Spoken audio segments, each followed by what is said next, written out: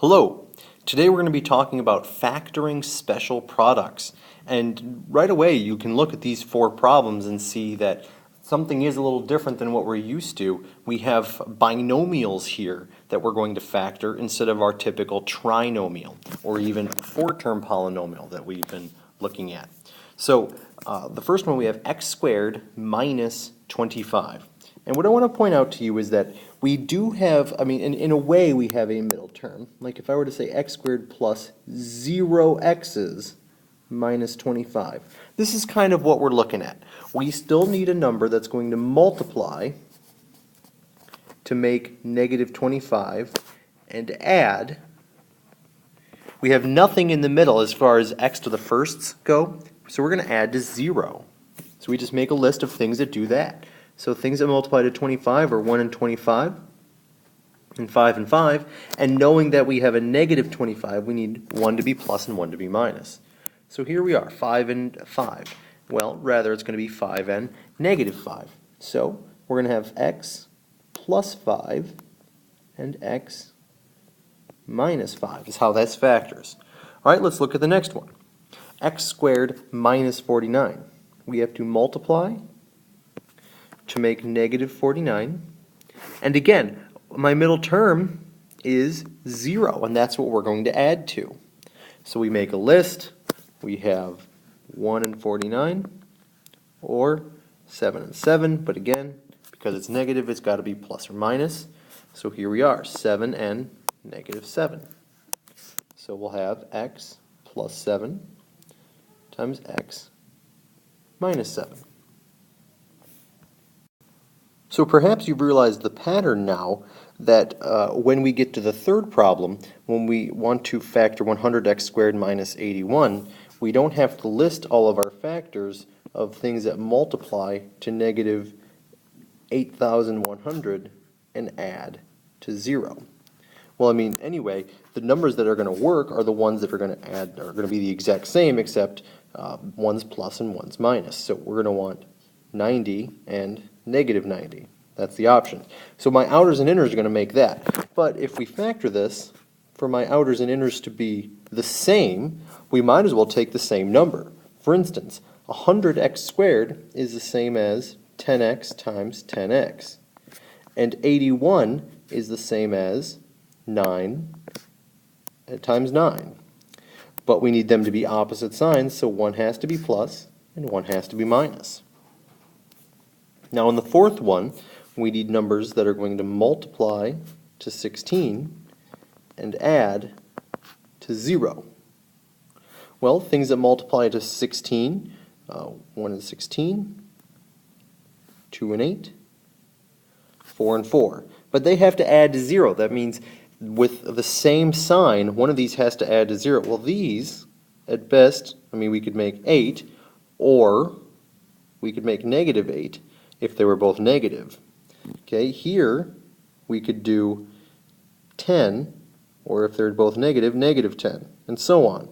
Here I could get 17 or negative 17. So none of these are going to work. So since none of them work, this one is prime. And what's the difference? What's the difference between this one and the other one? Well, it's that sign right there. Because of the plus sign, we can't factor this binomial. It can only be factored when if it were got a subtraction in there. So that's why we need a subtraction sign. That's why these are called a difference of squares. Difference of squares. It requires a negative sign in between my binomial in order to factor. Let's look at the next slide. Here I have some trinomials again. Let's go ahead and factor these. Now, we'll go through the same steps. We want to multiply to 36 and add to 12. Well, this isn't going to be too bad. Our options are 1 and 36, 2 and 18, 3 and 12, 4 and 9, 6 and 6.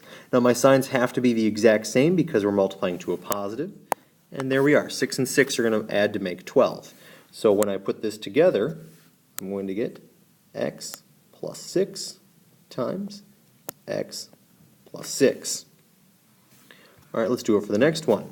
We want to multiply to make 9 and add to make negative 6. Well, our options, 1 and 9, 3 and 3. Now we have to multiply to a positive, so my signs have to be the same. Well, it's going to be this, except they're both going to be negatives. Negative 3 plus negative 3 makes negative 6. So this will factor into x minus 3 times x minus 3. Now, they're the exact same thing written out twice. So another way to write this would be if for number 1, x plus 6 quantity squared, or for number 2, x minus 3 quantity squared. So when your factors are the exact same, and for a trinomial like this, you're going to have the exact same set of parentheses, thus you can write it as a perfect square. So what these are called are perfect square trinomials. Just like any number that can be square rooted to get a whole number is called a perfect square, so too are these called perfect squares. And notice the big characteristic here. Look at the last number. 36 is a perfect square. 9 is a perfect square. The number out front of x squared for both of these has been 1, which actually is also a perfect square. So let's take a look at the third one. And now the first thing I notice here is that I can take a number out of all three parts. My GCF is 4. And when I take a 4 out of everything, I get x squared minus 8x plus 16.